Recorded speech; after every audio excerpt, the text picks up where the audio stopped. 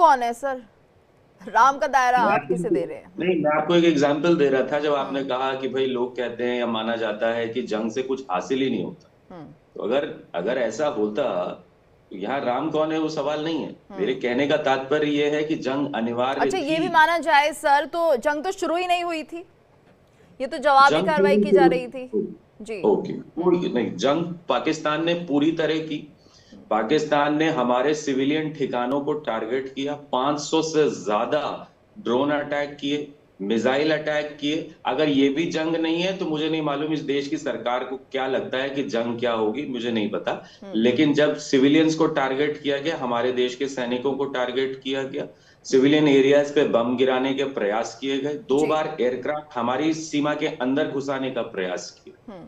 अगर ये भी जंग नहीं है और हमारे निहत्थे जो वो लोग थे वहां पहलगाम में उनको मारा गया, इतने लोगों को मारा गया, हम्म। ये भी जंग नहीं है, तो हम्म। जंग है क्या? मतलब आ करके जब तक किसी बड़े नेता को मुनीर जो है वो 8-10 थप्पड़ नहीं मार देगा यहाँ आकर के, मुझे जी लगता है उनको ठीक है। लगेगा ही नहीं कि सर एक चीज कोई। और बताइएगा, एस्केलेशन सीडी की एक बात की जा रही है जिसपे ये कहा जा रहा है कि अब जो आखिरी पड़ाव होता वो होता न्यूक्लियर युद्ध का, यानी कि न्यूक्लियर वॉर की शुरुआत हो सकती थी।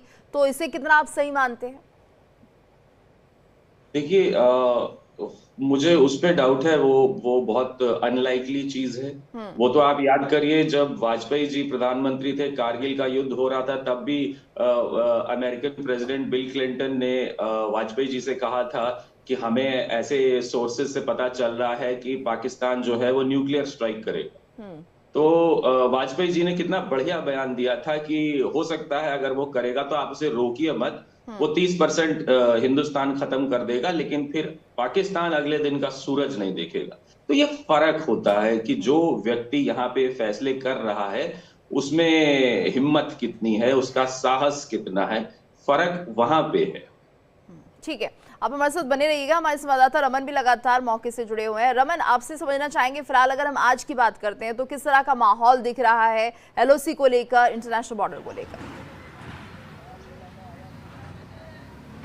देखिए, एलओसी और इंटरनेशनल बॉर्डर की बात करें तो दोनों जगह पर तनाव जरूर बना हुआ है। हालांकि एक टेम्परेरी सीज फायर जरूर देखने को मिला है जिस तरीके से दोनों देशों का एग्रीमेंट हुआ है, लेकिन पाकिस्तान की कथनी और करनी पर जो है वो विश्वास नहीं किया जा सकता है। इसीलिए एहतियात के सारे कदम जो है उठाए जा रहे हैं। भारतीय सेना के जितना भी डिप्लॉयमेंट था वो फिलहाल बॉर्डर के ऊपर पूरी तरीके से इंटैक्ट है, क्योंकि अगर पाकिस्तान किसी भी तरीके का कोई मिस एडवेंचर करने की कोशिश करेगा तो उसको उसी की भाषा में जवाब दिया जाएगा। जिस तरीके से प्रधानमंत्री ने भी कल स्पष्ट कर दिया है कि अगर सीमा के उस पार से एक गोली चलेगी तो हमारा गोला जो है उसका जवाब देगा। तो निश्चित रूप में तैयारी भारत की तरफ से पूरी है, लेकिन जो माहौल फिलहाल हमने देखा है कि लाइन ऑफ कंट्रोल के इलाके में जिस तरीके से पाकिस्तान ने सिविलियन इलाके में पूंछ का इलाका हो, नौशहरा का इलाका हो, राजौरी का इलाका हो या फिर उड़ी और कुपवाड़ा का इलाका, जहां पर सिविलियन इलाके को निशाना बनाते हुए काफ़ी नुकसान पहुंचाने की कोशिश किया, उसके बाद एक माहौल में तनाव जरूर है। हालांकि अभी सीजफायर जरूर एक टेम्परेरी देखने को मिल रहा है, लेकिन सबकी नज़रें जो है वो आज दोनों देशों के जो डीजीएमओस होंगे उनकी बैठक में क्या कुछ निकलकर आउटकम बाहर आता है उस पर जो है वो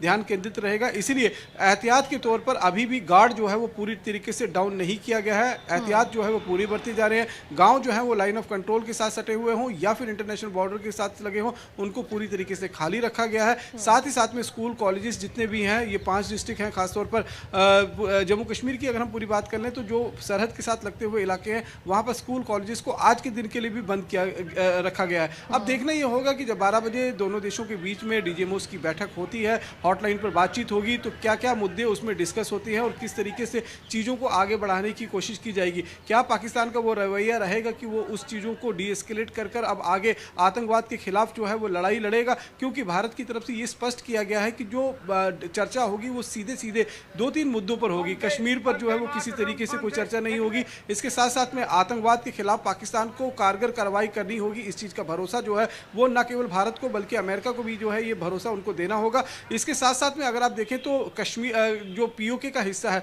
वो जम्मू कश्मीर का है, वो उस पर जो है उसे वापस देगा। और साथ ही साथ में जो आतंकी संगठन, खासतौर पर जो 2-3 बड़े आतंकी है जिसमें मौलाना असद मजूर है और हाफिज सईद जैसे आतंकी, जिन्होंने भारत की सरजमी को लहूलुहान करने का काम पिछले 25 से 30 सालों में किया है, उनको भारत को सौंपे जाएगा। तो इन चर्चाओं पर जो है वो बातचीत की जाएगी। हालांकि पाकिस्तान पाकिस्तान की तरफ से ये कोशिश होगी कि इंडस वाटर ट्रीटी को लेकर दोबारा से बातचीत हो, उसको दोबारा से बहाल कराया जाए। लेकिन इस पर भारत सरकार ने स्पष्ट कर दिया है कि हम किसी भी तरीके से इंडस वाटर ट्रीटी पर अभी कोई चर्चा नहीं करेंगे, उसको एवेंस पर रखा गया, वो एवेंस पर ही रहेगी। ठीक है, तो ये भी एक बड़ी कार्रवाई है कि इंडस वाटर ट्रीटी को लेकर कोई बातचीत नहीं होगी।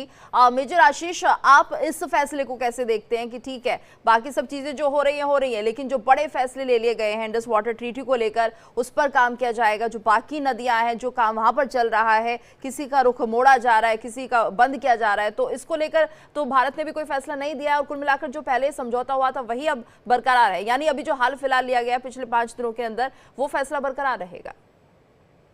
हाँ देखिए, वो तो ठीक है, आप उसको बरकरार रखेंगे वो तो अच्छी बात है, लेकिन आप कंपैरिजन करिए ना कि एक देश जो है वो आपके नागरिकों को टारगेट कर रहा है और आप उसको क्या दिखा रहे हैं, देखो हम पानी नहीं देंगे तुम्हें, हम पानी रोक लेंगे। तो यहाँ पर भी तो नागरिक टारगेट हो रहे हैं सर। अगर ये देखिए पानी नहीं जाएगा, फसल नहीं उगेगी तो खाएंगे क्या, ऐसे मर जाएंगे। इसे भी तो एक जंग के दायरे में लिया जाए। पहले तो ये भी समझने की जरूरत है कि क्या जो नदियों की बात की जा रही है उनको पानी रोकने की कैपेसिटी है हमारे पास। आपने बांध बना दिए, एक बांध को बनाने में कम से कम 10 साल लगते हैं, तो पानी इमीडिएटली आप कुछ चैनल से तो रोक लेंगे, बाकी नदियों का पानी आप रोक कैसे रहे? आप तो रोक ही नहीं पाएंगे जब तक आप डैम नहीं बनाएंगे। तो ये कोई टैप तो है नहीं कि आपने उसका नॉब बंद कर दिया और पानी जाना बंद हो गया। इट्स अ रिवर, एक नदी है, नदी पे आप जब डैम बनाएंगे 10 साल लगेंगे आपको डैम बनाने में, जब जाके आप पूरा पानी आप जो कह रहे हैं वो रोक पाए। तो ये भी एक सच्चाई है। और दूसरी बात ये होती है ना कि साथ दो पड़ोसी हैं, लड़ रहे थे, एक ने दूसरे घर में घुस के 3-4 लोगों को मार दिया, उसने उसकी जो पानी जा रहा था उसका वो बंद कर दिया, बोले देखो मैंने तुम्हारा पानी बंद कर। कंपैरिजन साइकोलॉजिकल है, केवल फाइनेंशियल और उस पे मत जाइए, साइकोलॉजिकल इमेज एक साइकोलॉजिकल। आप ये देखिए बहुत कि जब हमने स्ट्राइक करी हमारे देश में एक बहुत पॉजिटिव माहौल था पूरे देश में, जब हमने उनके आतंकी ठिकानों को टारगेट किया, और जैसे ही सीज फायर होता है और सीज फायर के बाद आप देखिए पूरे देश में कैसा एक लोगों को समझ ही नहीं आया कि हुआ क्या। अब जैसे ही हम कार्रवाई शुरू करने जा रहे थे हमने ये इसको रोक दिया। और क्यों पाकिस्तान अपनी इसे जीत मान रहा है? क्योंकि उसने हमारे यहाँ हमला किया, उसने जब देखा कि लड़ाई की स्थिति बन रही है तो उसने सीज फायर करवा लिया, वो भी हम राजी हो गए, पता नहीं कैसे हो गए, और उसने उसी 2 घंटे बाद सीज तोड़ भी दिया और हम पे फायरिंग करना भी शुरू कर।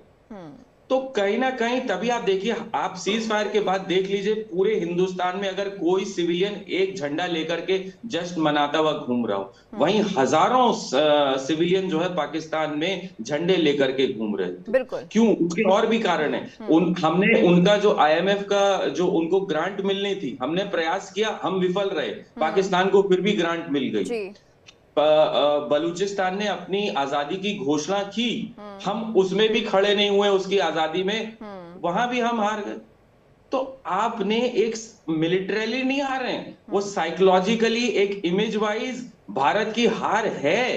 अब कोई से माने या ना माने, वो तो हमारी इमेज तो गिरी ना जी। तो पाकिस्तान में लोग इसीलिए तो झंडे लेके घूम रहे हैं, वहां सैनिकों को मालाएं पहनाई जा रही हैं और ये सब हो रहा है, लेकिन भारत में नहीं देख रहे हो क्योंकि हमें मालूम है।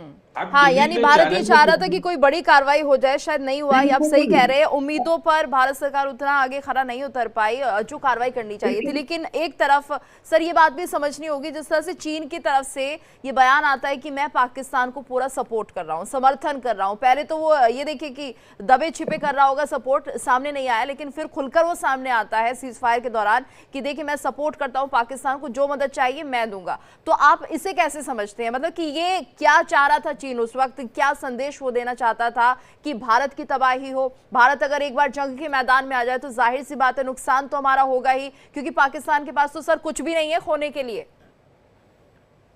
यही तो एक गलत नैरेटिव है जो कि चीन आ जाता, चीन आ जाता। अरे चीन कोई हुआ है क्या? है चाइना की आर्मी आज तक एक लड़ाई जीती है? चाइनीज इक्विपमेंट कितना अच्छा है वो आपने अभी देख लिया। जिस एयर डिफेंस सिस्टम पे जिम्मेदारी थी कि जो एरियल अटैक इंडिया करेगा, मिसाइल है वो जो चाइना को दिया हुआ इक्विपमेंट था, उसके ऊपर ही हमने ड्रोन गिरा दिए। लेकिन सर डर तो परमाणु खतरे को लेकर बना हुआ है, न्यूक्लियर वॉर को लेकर ज्यादा चिंता है, न्यूक्लियर वॉर को लेकर। तो आपको किसने रोका हुआ है कि पाकिस्तान में घुस के आप उसकी न्यूक्लियर फैसिलिटी को खत्म नहीं कर सकते? क्या हमारे पास वो कैपेबिलिटी नहीं है? हम तो उसको पहले ही टारगेट कर सकते हैं। आप याद करिए, आज से वर्षों पहले इजराइल ने हमसे पेशकश करी थी कि हम पाकिस्तान, हमें एयर रिफ्यूलिंग दे दो, बस हम पाकिस्तान का जो न्यूक्लियर रिएक्टर है इसी को उड़ा देंगे। हम नहीं उड़ा सकते उसे? क्यों नहीं उड़ा सकते? हम उसका न्यूक्लियर, जिस चीज पे वो इतना उछल रहा है, ये फर्क हो जाता है जब देश की कमान एक सेना के किसी अधिकारी के हाथ में हो और जब एक किसी राजनेता के हाथ में हो। यहाँ ये फर्क आ जाता है। वो अपने तरीके से चलाना चाहते हैं, उनके पास, मेरा इसीलिए मानना है कि इस देश में कम से कम 6 महीने हर एक एमएलए एमपी को जो है सरहद पे खड़ा करना चाहिए, तो उसकी बुद्धि ठीक हो जाएगी। तो ये बहुत जरूरी है। मैंने इसके लिए बहुत प्रयास भी किया था, बहुत एक कैंपेन भी चलाया था, लेकिन चाहे वो किसी भी पार्टी के हो, हम सब जानते हैं कि वो किस लायक है और क्या है, तो किसी ने इस चीज पे बहुत ज्यादा तवज्जो नहीं दी। तो कहीं ना कहीं आपको समझना पड़ेगा, जब मिलिट्री फैसले होते हैं वो आप ब्यूरोक्रेसी और पॉलिटिशियन से एक्सपेक्ट नहीं कर सकते हैं, है ना। आप अगर देखिए पाकिस्तान को एडवांटेज क्यों मिलता है, हम चाहे जितना बोल रहे हैं कि उनकी आर्मी ये, उनका प्राइम मिनिस्टर वे, जो उनकी आर्मी के हित में है जी, वो उनका आर्मी चीफ सीधे वो पूछता नहीं है, वो बताता है। हाँ ठीक है, लेकिन मेजर आशीष यहाँ पर सेना को फ्री हैंड दिया गया था, तो क्या सेना ने जी कोई कार्रवाई नहीं की जब यहाँ पर दोबारा से सीज फायर का उल्लंघन हुआ? आपको लगता है कि वाकई में अगर सेना के पास फ्री हैंड होता तो पाकिस्तान आज इतना उड़ रहा होता? किसी राह चलते व्यक्ति से पूछ लीजिए कि अगर सेना को 4 घंटे दे दिए गए होते तो आज पाकिस्तान कहां होता? तो ये एक झूठा नैरेटिव है जो पॉलिटिकल एडवांटेज के लिए फैलाया जाता है, क्योंकि घुटने आपने टेके, सेना ने नहीं टेके। आपने जो है उनसे सीज फायर किया, वो सेना ने नहीं किया है। तो ये मत कहिए कि सेना को फ्री हैंड दिया गया था। It is just a political narrative, it is not a fact. ठीक है सर, आप हमारे साथ बने रहिए। एक और मेहमान हमारे साथ जुड़ गए हैं, हमारे साथ कैप्टन श्याम जुड़ गए हैं। सर आपको बहुत बहुत स्वागत है इंडिया डेली पर। आपके भी हम व्यूज जानना चाहेंगे, ये जो पूरा प्रकरण हो रहा है, सीज फायर हो गया है और सवाल अब उठाए जा रहे हैं कि अगर युद्ध हो जाता तो ज्यादा बेहतर होता, भारत कैपेबल है, आप इस फैसले को कैसे देखते हैं?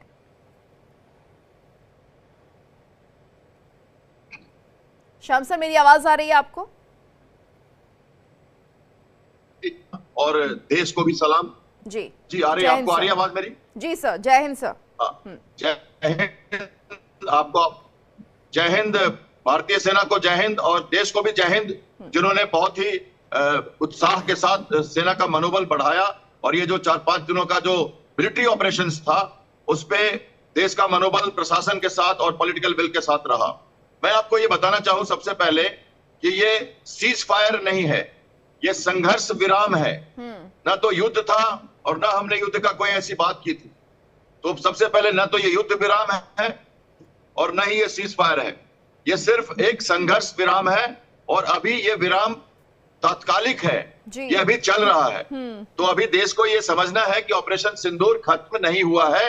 जैसा आपने सुना, एयरफोर्स की जो ब्रीफिंग हुई है और रिलीज हुआ है उसको, और आपने कल जो डीजीएमओ को सुना, उसको हम अगर ठीक से सुन रहे हैं तो देश को बताने के लिए कहा गया था कि हमारी अभी कोई विराम नहीं हुआ है, पूर्ण और तत्कालीन मतलब आज के दिन में जो हो रहा था उसको हमने बंद किया है। और इसके साथ हमने कड़ा मैसेज दिया है। सेना ने बहुत कुछ करना था 4 दिनों में, लेकिन हम एक पॉस्चरिंग और मसल फ्लेक्सिंग के साथ साथ रिस्ट्रेन और लिमिटेशंस के साथ लड़ रहे थे। हमें पाकिस्तान से लड़ाई नहीं करनी थी, हमें आतंकवाद से लड़ाई करनी थी। इसे हमें जरूर समझना है बार बार। देश का जो माहौल है वो अलग है। देश चाहता है कि हम उनको मार दें। आतंकवाद के खिलाफ जो ये लड़ाई लड़ी जा रही थी वो अभी भी जारी है, खत्म तो नहीं मानी जाएगी। हमने सिर्फ कुछ ही ठिकानों को निशाना बनाया, तो ये जंग तो यूं ही चलती रहेगी आतंकवाद के खिलाफ। लेकिन ये जो पूरा प्रकरण घटा है उसमें लोगों की उम्मीदें कुछ और थी। लोगों को लग रहा था कि ठीक है पाकिस्तान को मुंह तोड़ जवाब दिया जाएगा। अचानक से संघर्ष विराम हो जाता है, सीज फायर हो जाती है, मध्यस्थता करता है यूएस, यानी कि अमेरिका बीच में क्यों आता है? सवाल ये भी उठ रहे हैं, आखिर ऐसी क्या इनपुट्स उनके पास? जिस तरह से जीडी वैंस कह रहे हैं कि मेरे पास बहुत बड़ा इनपुट था, मैं बता नहीं सकता, लेकिन कुछ जानकारी ऐसी आई थी जिसके चलते सीज फायर जरूरी था। आप कैसे देखते हैं, आखिर ऐसा क्या हुआ? अचानक से किसी को कुछ समझ में ही नहीं आया। देखिए, ये एक बहुत गूढ़ बात है और लंबी बात है। वैसे प्रश्न बहुत माकूल है। आप मुझे फ्रेम पे लाए तो मैं बात करूंगा। जी आप फ्रेम पर हैं सर, हम आपको देख पा रहे हैं। ओके बोलिए। ओके, तो मैं कहना चाहता हूं कि बड़ी बात है। देखिए, सीक्वेंस ऑफ एक्शन में 3 फ्रंट पे ये संघर्ष हो रहा था। सबसे पहला जो है, जो सामरिक लेवल पे, जब हमारे प्रधानमंत्री और एनएसए लगातार विदेशों से और सभी डिपार्टमेंट की इनपुट के साथ लगातार डिसीजन ले रहे थे। दूसरा, हमारी सेना, हमारे डिफेंस मिनिस्टर और आर्मी कमांडर। और तीसरा जो बहुत बड़ा फ्रंट था, वो डिप्लोमेटिक वॉर रूम खुला हुआ था, जो जयशंकर जी लीड कर रहे थे, और वो कई सालों से चल रहा है और पिछले 15 दिनों में वो बहुत लगातार चला। इसलिए आप देख रहे हो कि विदेश सचिव हमारी सारी प्रेस ब्रीफिंग कर रहे थे। लीड इसका मकसद था, इसकी पोस्चरिंग थी। इसे हमें ज्यादा समझना चाहिए कि ऐसा क्यों हो रहा था, क्योंकि ये लड़ाई तीसरे फ्रंट पे ज्यादा लड़ी गई है। हमारे सेना के पास बहुत दमखम है और हम जिस दिन चाहें पाकिस्तान को नेस्तनाबूद करके उसकी ज्योग्राफिकल जो एग्जिस्टेंस है उसको हम खत्म कर सकते हैं। ये सबको मालूम है। सवाल ये उठ रहा है, इसलिए नहीं किया गया, इसलिए नहीं किया गया कि हमारी जो एम है, हमारी जो डायरेक्टिव है, वो आतंक के पास है। हम विस्तारवादी नहीं है, हम किसी देश पर आक्रमण नहीं करते, हम बुद्ध के देश के लोग हैं। हमें अपने 5000 साल की सभ्यता को नष्ट नहीं करना है। हम ऐसे टैक्टिकल लेवल पे सोच नहीं सकते। देश का बल, देश को पता है उनका बल क्या है, इकोनॉमी, मिलिट्री और सॉफ्ट पावर। यही इतिहास भारत का है। सर, आप हमारे साथ बने रहिए। मेजर आशीष, तो अब ये बात बहुत बेहतरीन तरीके से समझी जा सकती है कि हम जिन नियम कायदों पे बरसों से चलते आ रहे हैं, सदियों से चलते आ रहे हैं, उन्हें हम आज भी नहीं तोड़ेंगे। जी बिल्कुल। उधर चाइना ने हमारी 38,000 जो वर्ग किलोमीटर जमीन जो है वो पिछले 2.5-3 साल से कब्जाई हुई है, और इतने बुद्ध की तरह हम शांत हुए हैं कि हमने एक बार जहमत भी नहीं उठाई उससे बोलने की कि भाई साहब तुमने हमारी जमीन कब्जा रखी है, ये वापस देनी है या हमने तुम्हें गिफ्ट कर दी है। उस पे भी कोई बात नहीं हो रही है। बहुत ही बुद्ध की जमीन है। उधर पीओके जो है, यानी पाकिस्तान ऑक्यूपाइड कश्मीर, यानी पाकिस्तान ने भारत की जमीन कब्जाई हुई है, वहां भी हम बुद्ध बन गए हैं और हम ऐसे ही बुद्ध बने रहेंगे। और जिस डिप्लोमेटिक विक्ट्री की बात हो रही थी, मैंने अभी बताया कि ना आप पाकिस्तान को जो मिलने वाला फंड था वो रोक पाए, ना आज तक बलूचिस्तान के फेवर में एक स्टेटमेंट दे पाए कि हाँ हम उसे एक इंडिपेंडेंट राष्ट्र मानते हैं। यह है आपकी डिप्लोमेटिक विक्ट्री। आपने लड़ाई जीती है मीडिया पे, जैसे आपने चैनलों पे देखा था कि भारतीय सेना इस्लामाबाद पे कब्जा कर ले, पर वहीं जीती है आपने लड़ाई। और तो बाकी ठीक है आपके सामने बिल्कुल। कैप्टन श्याम, यहाँ पर ये भी बहुत समझना जरूरी हो जाता है कि आखिर कब तक हम बुद्ध बने रहेंगे, शांति दूत बने रहेंगे। हालांकि ये हमारे डीएनए में है, हम ये मानते हैं, लेकिन दूसरा जो है वो इसे कमजोरी समझ रहा है कि ठीक है कमजोर है, कभी हमारे नागरिकों पर हमला नहीं करेंगे। हम रिटेलिएट करते रहे, नागरिकों को बचाते रहे पाकिस्तान के, और वो लगातार भारतीयों को निशाना बनाता रहा। तो पाकिस्तान ने ये नहीं सोचा कि वो भी नागरिक हैं, बच्चे हैं, युवा हैं, हम उन्हें क्यों निशाना बनाए। वो लगातार कार्रवाई करता रहा और हम यहाँ शांति दूत बने बैठे रहे। तो ये भी सोचने पर मजबूर कर रहा है कि आखिर कब तक ये सिलसिला चलता रहेगा। तो लोग तो हमें यही समझ रहे हैं ना कि ठीक है भारतीय पूरे नियम कायदों से चलते, कुछ नहीं करेंगे हमारा।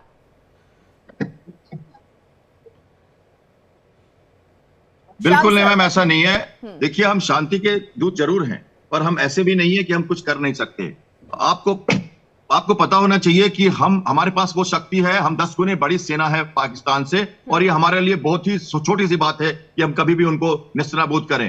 पर देखिए, लड़ाई सिर्फ सेना नहीं लड़ती, लड़ाई पॉलिटिकल विल, सिविलियन सेटअप जो है हमारा प्रशासन, और जो विश्व का माहौल है। आज हम प्यूनिटिव मेजर ले रहे हैं मैम, हमारी आइडेंटिफाई, ट्रेस एंड पनिश। प्रधानमंत्री ने हमें ये कहा था, ITP, identify and trace and punish the terrorist, and also the SEF, supporters, enablers and financiers। हमारी नजर, मछली की आंख जो है मैम अर्जुन की तरह है। हम वहां पर हैं और ये लड़ाई खत्म हुई नहीं है। हम कहां कह रहे हैं कि लड़ाई खत्म हुई है? अभी तो नौसेना आई नहीं है लाइन पे। ये जो आतंकवाद को टेरर करार करना, ये छोटी बात नहीं है मैम, ये बहुत बड़ी बात है। इस पे आप देखिए अभी क्या क्या होने वाला है। आप उसको समझना चाहिए कि हम जो कर रहे हैं वो बहुत बड़ी बात है। इसका हिसाब अभी तो देश को देखना है।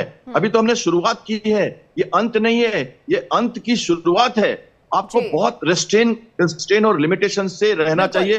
देश बहुत बड़ा है, 140 करोड़ लोगों को समझाना सर एक मुश्किल सवाल होगा। और है कि देखिए जिस तरह से कहा जा रहा था कि बलूचिस्तान अलग होना चाहता है, हमने भी देखा कि जब 1971 में जंग हुई और उस दौरान किस तरह से बांग्लादेश को अलग कर दिया गया, तो क्या बलूचिस्तान अभी भी पाकिस्तान का हिस्सा है? क्योंकि उसकी एक फ्रीडम फाइट अलग चल रही थी, तो उसके लिए क्या कुछ कहेंगे? भारत से मदद की गुहार वो बार बार इसी तरह से लगा रहा था कि आप जंग करिए, हम आपको सपोर्ट करेंगे, तो क्या अब बलूचिस्तान थोड़ा बाहर निकला है पाकिस्तान के कब्जे से? उसके लिए क्या स्कोप देख रहे हैं आप?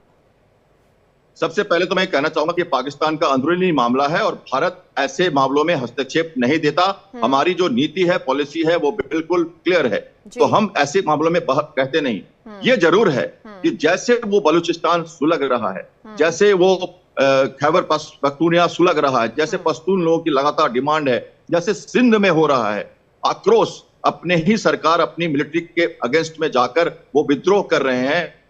और ये एक रीजन था एक्चुअली पाकिस्तान का कि डाइवर्जन करने के लिए उन्होंने पहलगाम किया, तो ये उनका अपना मामला है। अंडे को मैम, अंडे को अगर हम बाहर से फोड़ें तो वो मर जाता है, अंडे को अंदर से फोड़ो तो वो नया जीव निकलता है। हम उस नीति से चल रहे हैं, उनको खुद फूटने दीजिए, उन्हें जो करना है करने दीजिए, वो उनकी सरकार जाने, लेकिन बलूचिस्तान पे जो हो रहा है वो गलत हो रहा है और वो उनका अंदरूनी मामला है। हमारे साथ एमपी स्टेट हेड मुक्ता पाठक भी जुड़ गई हैं। मुक्ता, क्या जानकारी आपके पास है जो आप हमारे दर्शकों के साथ साझा करना चाहती हैं? क्या कुछ सुरक्षा व्यवस्था को लेकर? जी बिल्कुल, अगर हम बात करें इस वक्त, अगर हम पूरे देश की ही बात कर रहे हैं और अगर मध्य प्रदेश की बात कर रहे हैं, तो मध्य प्रदेश की अगर हम बात करें तो लगातार यहाँ पे सुरक्षा व्यवस्था को लेकर जो है पूरा जो प्रशासन है, अमला है, चाक चौबंद है।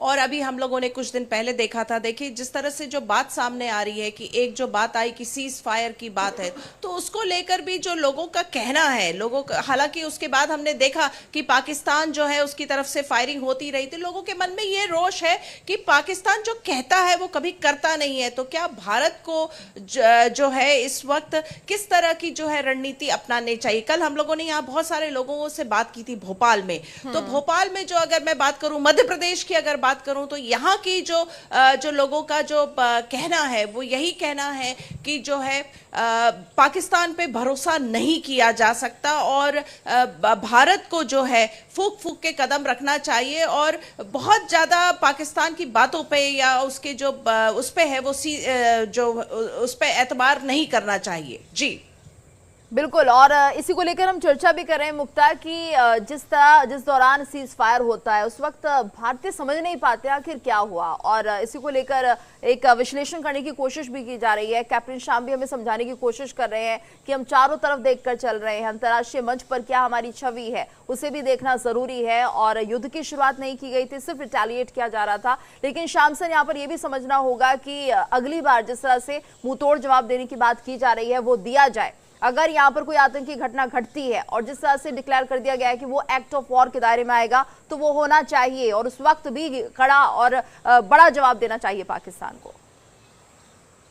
मैम देखिए, दर्शकों को मैं बताऊं कि यूनाइटेड नेशन आर्टिकल जो है 51, उसके अधीन उन्होंने इंडस वाटर ट्रीटी को जब 23 अप्रैल को हेल्ड इन अबेंस हमने किया, तो उन्होंने उसे एक्ट ऑफ वॉर के रूप में कहा था। उसकी आंसर देते हुए हमने भी कहा था कि क्रॉस बॉर्डर टेररिज्म, मैंने कई चैनलों पे कहा कि क्रॉस बॉर्डर टेररिज्म को क्यों नहीं एक्ट ऑफ वॉर किया जाए। ये जो डिसीजन हुआ डीजीएमओ के बात करने के तुरंत बाद फैसला भारत ने लिया है कि आतंकवाद को अब एक्ट ऑफ वॉर माना जाएगा। बिल्कुल, यानी अगर हम सीज फायर कर रहे हैं सर तो अपनी शर्तों पे करेंगे। डीजीएमओ की बैठक भी होनी है आज दोनों देशों की, और ये माना जाए। बताऊं आपको, जी सर, समय नहीं है सर, ठीक है सर, एक सेकंड दीजिए मुझे। मैं कह रहा हूं कि अब तीसरा फ्रंट खुलने वाला है। अब आर्मी कमांडर्स को छूट मिली है, पहले नहीं मिली थी, हमने मांगी थी, हमें नहीं मिली, हम 20 साल से इसके लिए परेशान थे। अब नेवी का फ्रंट खुलेगा मैम। आपने डीजीएनओ को सुना होगा कल, पाकिस्तान को मालूम है अगली बार अगर आतंकवाद का मामला उठा तो फ्रीडम ऑफ नेविगेशन जो सी में एयर जो स्पेस है वहां से हम नहीं कर पा रहे थे, अब कि अगली बार पाकिस्तानी हिमाकत ना करे, अगर करेगा तो मुंह की खानी पड़ेगी और इस बार वो नहीं बचेगा, यही हम कह सकते हैं। धन्यवाद करना चाहेंगे आप सभी का हमारे साथ इस चर्चा में जुड़ने के लिए, और इसी के साथ